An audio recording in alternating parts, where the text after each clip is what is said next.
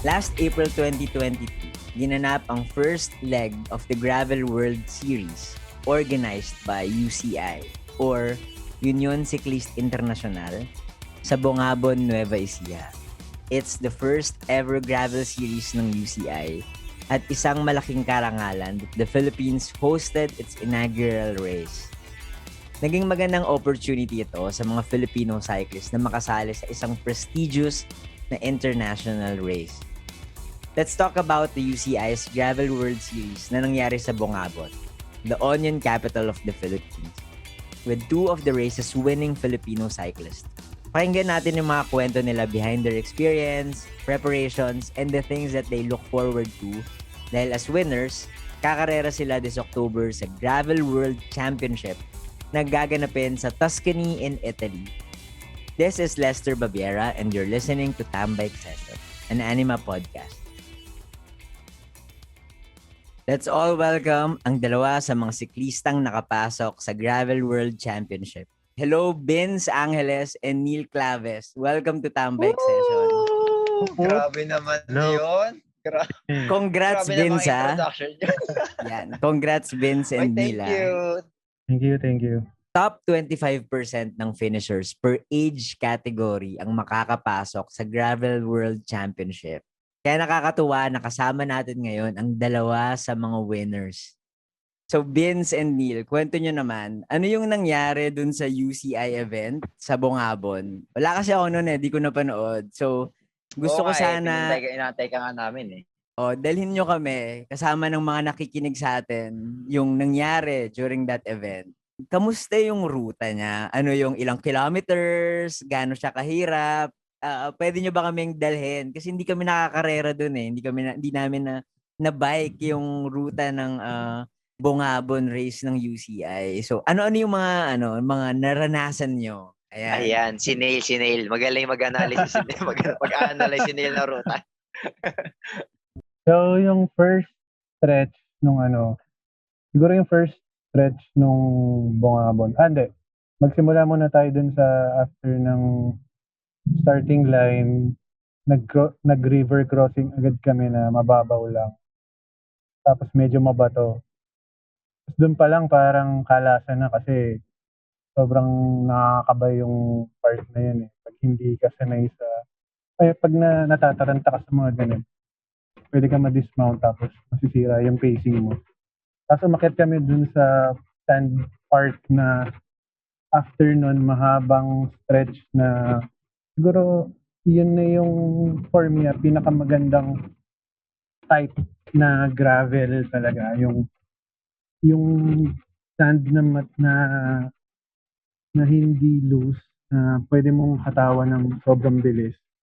Yun talaga for me is gravel. Yung mahabang stretch na yun. Tapos, pumasok kami sa looban na merong hill na sobrang taas na parang pag hindi ka sanay sa umakyat na hindi ka nakabuelo, madidismount ka talaga. Kasi ako, naglakad ako nung part na yun kasi hindi ko talaga kaya. Siguro, kulang din yung preparation ko tapos mali pa yung gearing ko na gamit. Tapos, after nung mga climbs, siguro mga 15 kilometers ata yan, no?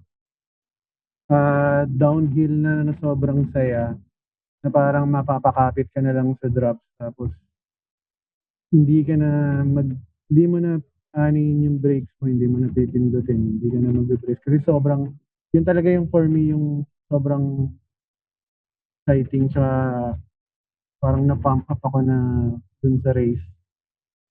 Tapos, ikaw na Bin sa next. Parang reward siya, no? Parang reward yun after all those grueling terrains. Oo, tama. Tapos after nun, may mga dumakasi sa highway, ganyan. Tapos after nun ulit, papasok ulit sa isang, alam mo yun, barangay. Tapos may mga tao, tapos sibuyasan, tapos makita may mga kalabaw, ganyan, nanonood sa mga kalabaw. Alam mo yun? Bukid diba? sa bukid. Nakakatuwa.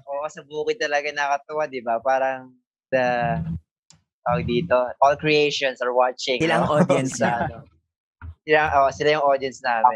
Sabi nga nung organizer, nangahabol daw yung kalabaw eh.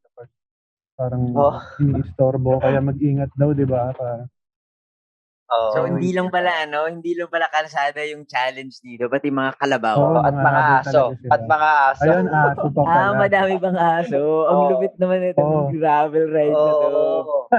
Sobra. Hinabol ba kayo? Hinabol kayo ng aso? Ako, hindi naman. Mga nananahol, syempre nakaantabay ka pa rin. Syempre, minsan, merong aso, di ba, na hindi siya tatahol, habulin ka na lang, yung mga ganun. So, Baka chini-cheer ka, kumbaga, Vince. Oo, feeling ko din. Tapos, after nun, dumaan kami sa encounter kami na hanggang Bewang ba yun, Neil? Saan ka ba huminto, Neil? Oo. Yung Yun yung hindi mahaba, natin na-recon eh. Oo. Hindi Yung natin irrigation, na-recon yung irrigation na mahaba. Irrigation na parang doon ako nag-start mag-cramp. Kasi tinry ko sabayan yung mga mabibilis eh. So, nabigla siguro yung mga muscles. Doon ako nag-cramp. Anong ibig sabihin ng irrigation? So, tumawid kayo ng irrigation? Oo. May part na gano'n, Bukid. Nire-release sila ng water para madiligan yung Mga, bukid. yung mga, Sibuyas. yung mga Sibuyas, farm. Tapos, hanggang gaano kataas yung tubig? Parang hanggang bewang niya. Hanggang pag nakaupo ka sa bike. Hanggang saddle eh. Umabot ng saddle talaga. Oh. Napapadyak niyo pa yung bike nun? Yeah. Kaya naman. Oh. Ang lupit, men. Grabe. After nun ulit, balik uli sa yung kawayanan. Tapos, may part na madulas. Yun yung di namin naruta ni Neil. Tama, no? Hindi natin na-track yun eh. Hindi natin Tapos, maisan, ganyan. Tapos nakakatawa dito, yung mga putikan din, oo. Putikan, yeah. Halo-halo talaga eh. Tapos, nakakatawa, yung mga bata, yung nag-cheer sa'yo, sobrang nakakapawi ng pagod, Lester. Yung bang maririnig mo sila, panalo ka na, parang ganon. Galing. Nag-aabot ng ice tubig, di ba? Nag-aabot ng ice tubig. Nag-aabot. Oo, nakakatuwa sila. Yung mga crowd, nanood sa'yo, supportado ka, ganyan. Yung pa lang panalo na eh. Nakakatuwa. Sobrang nag-enjoy. Tapos towards the finish line, mahirap pa din yung dinadaanan ninyo. Oo, kasi babalik dun eh. Babalik dun sa may ilog. Babalik siya dun eh. May isang last na technical part na parang maliit na bundok na parang dun na pwedeng humataw talaga. Sobrang technical niya kapag hindi ka sanay sa mga off-road or oo. Yun na yun, Vince, di ba? Yung last na parang bundok. Yes, na off-road. yes. Tapos ang labas mo community. Tapos yung isang favorite natin na last stretch na mahaba na gravel na pwedeng humataw. Yun. Sa buong 85 kilometers na stretch ng karera, Vince, gaano mo katagal natapos yung race? Ilan ba? Pagkakatanda ko, 3... Parang yung fastest 3.5 hours eh. Fastest Hindi ako, 3:26 ako. 3:26 ako, Vince. So, mas mabilis kayo. Oo. Parang mga 3:15 or 3:12 kayo. Okay. So, Neil, pangilan ka? Pangilan ka dun sa karera ng age category? Luckily, pang 12. You know, pang 12. Ikaw, Vince. Pangilan ka, Vince, ito? 7 pa, 8. 7? 7. Ay, 8. Pang 8. Na-curious tuloy ako, paano ba mag-qualify sa ganitong klaseng karera? Meron bang mga certain requirements? Like, kailangan ba nakasali na kayo sa ibang klase ng race before? Meron bang certain level of strength? Nag-prepare ba kayo? Actually, wala siyang qualifying. Kumbaga, open siya sa lahat. So, kailangan mo lang mag-register?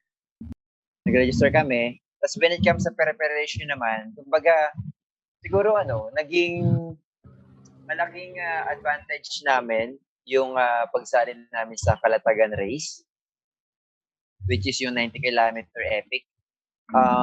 Malaking advantage siya kasi doon talaga. Hindi ako nakasali doon. Oo nga pala yun. Wala kasi Neil doon. I mean, parang yun yung naging preparation. Yun yung naging namin. Motivation. Parang gano'n. Parang para sumali dito sa UCI. Ganyan. Kasi nung tinignan namin yung ruta ng UCI, mas mahirap kasi talaga yung sa Kalatagan. So yun yung naging preparation namin. Yun yung naging basis namin na, uy, okay to So, mukhang, Tsaka UCI mukhang kaya. May Yeah, logo ng tsaka yun. UCI. Yun, isa pa yun, UCI Pag, di ba, pag UCI, alam mo yun, iba yan Yeah. As in, yan na yun Once in a Yan na yun. lifetime. Oo. Oo. So, parang makasali ka lang doon. Since UCI yun. Wow, okay na yun. Di ba? Magka-medal ka lang, finish your kit, ganyan. Okay Bragging na. rights na yun, no? Yeah. Oo, yeah, parang ganun. And I guess, proud din yung team na nire-represent ninyo, no? Si Vince and si Neil, part sila ng Team Belt Cycles. It's a bike shop in Makati and Quezon City. Curious lang ako, paano nabuo yung team ninyo and ano yung naging role ng Team Belt Cycles sa pagkakasali nyo sa UCI race? Si Melvin kasi matagal ko na siyang kilala ever since hindi pa hindi pa ganun kalaki yung community ng Build. Friends na talaga kami. Tapos Si Melvin, siya yung may-ari ng bike shop na Belt Build. Cycles. Tama? Siya yung nagmamanage, yes. Tapos, madalas lang kami magsama sa mga long rides, sa mga city rides, yan, pag may nagyayayaan, sa mga events. Tapos, parang nitong mga last few years, hindi ko masabing naging mas serious kami sa mga pag-bike or sa mga events. Pero, mas naging dedicated lang kami kasi, syempre, dumadami na din yung mga groups, yung mga events. So parang naisip namin, seryosohin na din natin yung mga training, mga rides natin.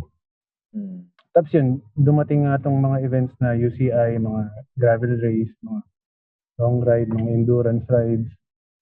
Tapos netong UCI, naisipan namin na, tara, buo tayo ng team na pwede mag-represent sa Build. Nung una, hindi talaga target na maka-podium or makakuha ng magandang position. Basta makasali lang. Experience lang talaga. Kasi kami naman, knowing naman kami, hindi naman talaga kami ganun ka-competitive. Tapos, yan, dumating lang sila Ben, sila Josh. Swerte nga na parang naging tropa-tropa din namin sila nung papunta ng event. Ayun.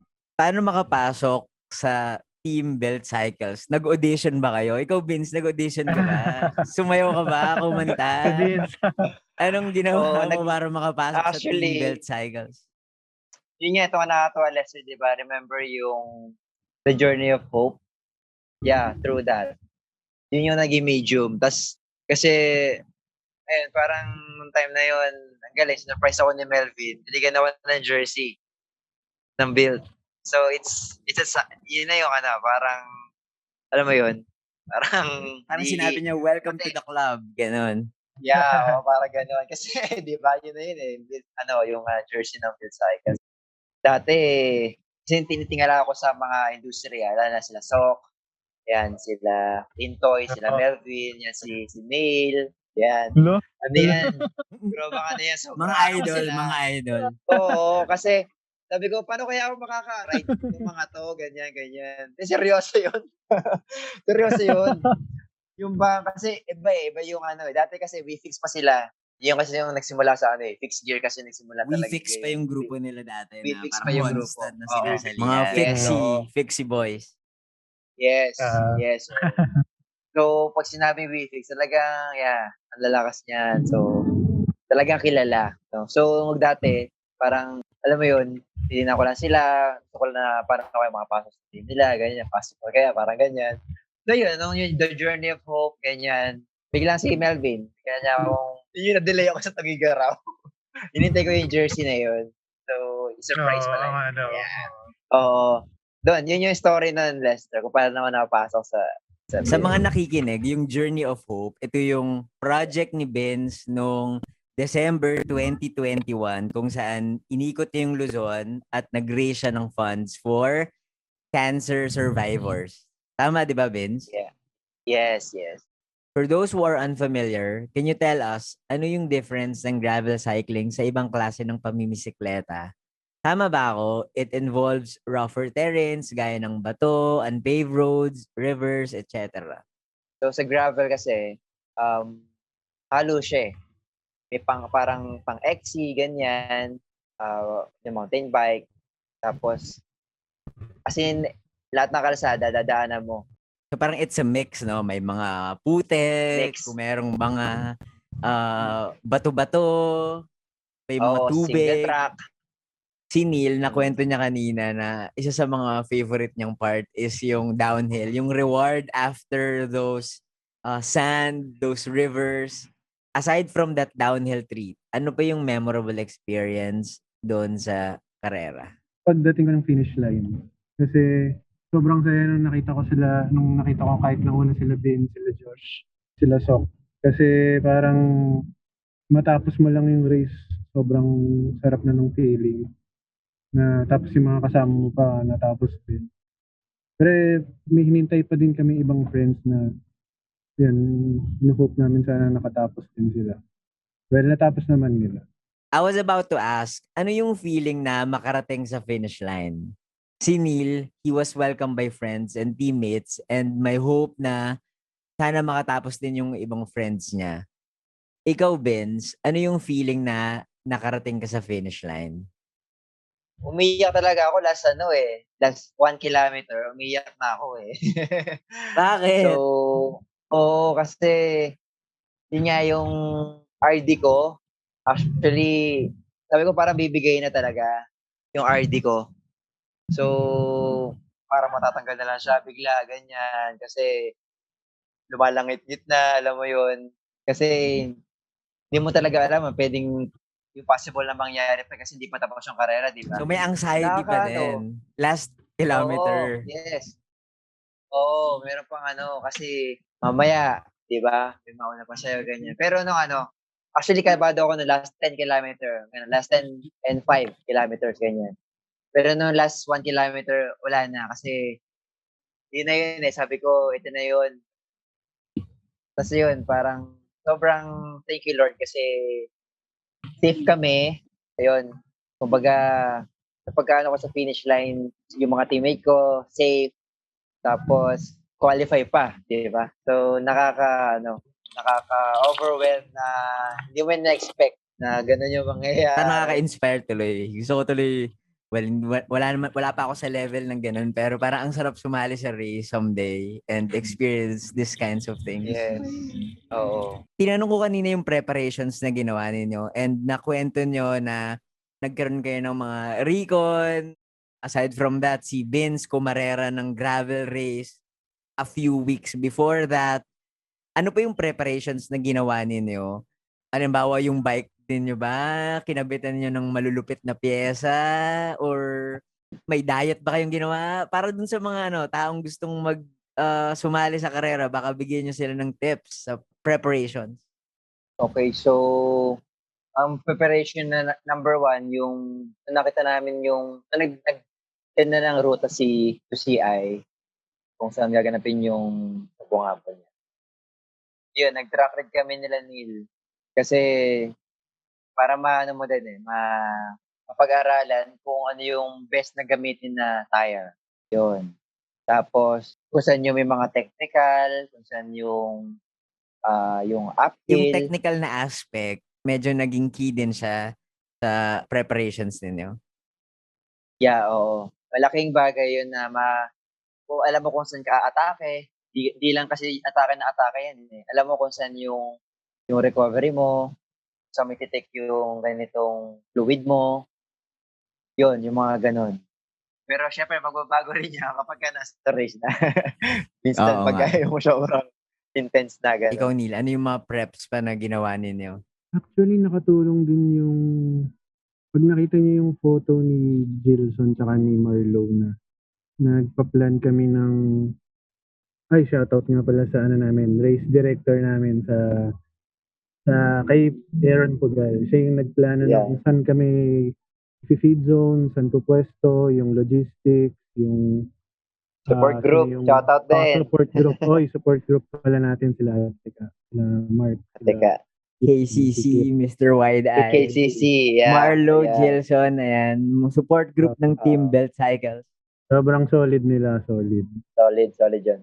So meron pang Sobrang nagplano tulong pa. yun. May mga grupo Yung pa night na before.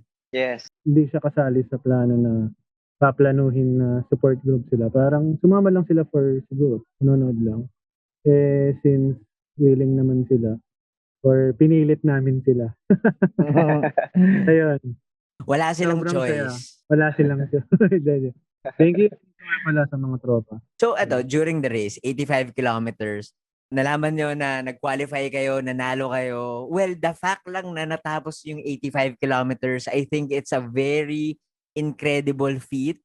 Neil and Vince, ano yung realizations ninyo after that race? Totoo ba? Mga ganon. Pero ganon, may ganong, na-realize ko parang, totoo ba to? Parang di ko talaga yun na-expect. Yung Ako ganon. sana dati kapag ginawa to, dati pa ako nagseryoso. I mean, dati pa ako Yung mga ganon. Kasi Diba? Neil, no? Parang first mo to, tama ba? Oo, parang first big race, first official race ko to na, I mean, sanay naman ako mag-long ride, mag-endurance ride, pero sobrang, ito yung siguro Competitive. competitive talaga. Nagbunga yung mga bike to work, yung mga long rides, parang di yun ba, na yung Neil? binunga.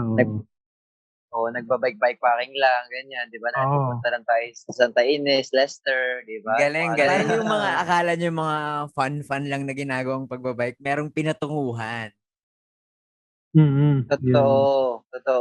Tapos, syempre, yung ding sobrang nag-thankful ako yan, kila Ate Ka, ganyan, di ba? Grabe yan, sumuporta sila. Ayun, yung nagbunga yung mga suporta ng mga nila Ate Ka, yung mga tao na naniniwala sa kakayahan mo, mga ganyan. Yung pagkapanalo nyo, ano yung premyo na nakuha nyo? Medal? Cash prize? Medal from Sibuyas! Norway.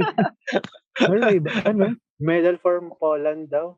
Ginawa pa sa Poland ba yun? Poland Street Recto. Hindi naman. Poland Street Recto, hindi. Hindi, Poland talaga. Poland daw talaga. Oo. So, nagkaroon kayo ng medal from Poland. Tapos, yung bragging rights. May cash prize ba to? Tapos, sibuyas. Ano pala? Yung mga, ang dami nating premyo. Sa mga tropa natin, local brands. Animal. Ayun, dami. Animal. Build. Shoutout na. Pasay. Pasay. Build Bikers. May mga papremyo. Papremyo sila. Incentive sa pagkapanalo. And syempre, I think yung pinakamalupit dyan is yung pagka-qualify ninyo sa Gravel World Championship sa Tuscany, sa Italy. Grabe, ang lupit na na. So, lilipad kayo this October sa Italy. Ano yung next na yun? Ano yung linulook forward ninyo in the months na preparation dun sa karera na yun? Actually, nag-i-start na siya. No? Nag-i-start na nila eh. Yeah, this coming June 4, meron kaming race, which is, makakatulong din yun para sa... Ensayo. Oh. Ensayo, core building, mga ganun. Madaming program na binigay sa amin yung mga support group namin. May mga tips. So dito sa sa championship na to, sa World Gravel Championship na to, kayo-kayo lang din to, no? O meron bang support from other organizations? O team built lang din talaga to? Actually, nag-merge na. May nag-merge kami sa ibang friends. May dalawang group na kami na nire-represent. Tama ba, Vince? Tama, di ba? Kasi may friends kami na may group din sila. Tapos, since malaki din yung nire-represent ng build, nag-merge na kami. Tapos, may team name na kami na bago. Ano na yung team name na? Pwede ba i-reveal? Yes. Pwede na ba? Pwede na. Oo, pwede na kasi Sige, go, Vince. Drum roll. Team ABC. Team ABC. Yan. Yun. Back to basics. So yung Team ABC, mga all Filipino cyclists na lalaban sa Gravel World Championship sa Tuscany in Italy. I guess this is my last question. So ang dami-daming na FOMO talaga na hindi nakasali doon sa race. And ngayon parang we all live through your story. Winners and the participants. So actually, ang daming race ngayon, di ba? At ang daming nag-sign up sa mga karera na yun because of that.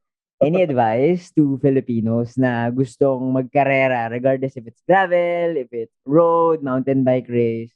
Ako, ano lang, talagang pag may mga ganong race, grab lang natin kung tag dito. Grab lang ng grab, di ba? Hindi natin kasi alam kung ano yung mangyayari during the race Kumbaga kami, hindi ko masabi na hindi ko masasabi na lucky pero binigay talaga siya alam mo yun? Kasi sa totoo lang, maraming mas malalakas sa amin, Lester. Sobrang madaming malalakas pero iba na aksidente, ganyan. Kumbaga kagaya sabi ni kanina, sobrang blessed na namin kasi walang nangyari sa amin. Safe kami lahat.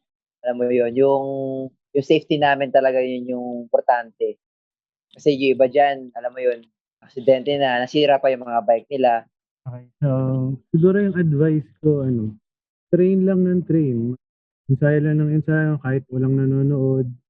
Kasi doon mo malalaman mo na magbubunga talaga yung lahat ng pinaghirapan mo, ng mga ensayo mo. Yan, tulad yung sabi ko, kahit walang nanonood, mag-ensayo ka. Bike ka. Kahit di mo pinapost sa Strava, bike ka lang ng bike. Tapos, mag-engage ka lang sa... Siguro nakatulong din yung bukod sa pagbabike, yung mga friendship na nabuo. Sense of community. Oo, yung community na nabuo namin, nila Melvin, ayan. Na hindi ko na-expect na makikilala ako si Vince, sila Josh, sila Mong, sila Chuck. Ay, matagal ko na pala kilala si ayun, yung mga tropa, mga new friends. Sobrang saya lang na bukod sa race, nakakilala din ako ng mga connections. May Ayan. dadagdag ako. So, parang sa akin, yun yung sabi ni Neil, ensayo. Tapos pagdating ng karera, lagi nyo tandaan, ang kalaban nyo dati yung sarili nyo. Lagi nyo talunin yung sarili nyo. Kasi yung mga tao na paligid sa atin, mga friends natin yan. Kumbaga, totoo yun. Yung tanging kalaban mo lang yung sarili mo talaga. Hindi sila Yan lang. kalaban. Oo. Alam nyo, sa stories na sinabi nyo, mas lalo akong nainggit. Mas lalo akong na-FOMO. Nainggit na ako dun sa mga pictures Nainggit ako sa mga Instagram post and Facebook post ng mga tao. Pero mas lalo akong nainggit ngayong kwento nyo yung nangyari sa inyo. And of course, I really look forward sa karera nyo sa Italia.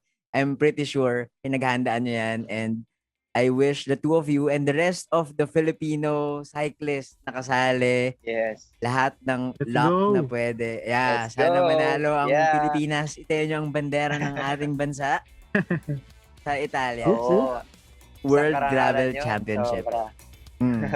Maraming salamat ulit, Vince and Neil, sa Thank you, Lester. Thank you. pag-join Bike sa ride. akin sa Tambike session. And sa mga nakikinig sa atin, maraming salamat. And nga, kita-kita ulit tayo sa susunod na episode ng Tambike session.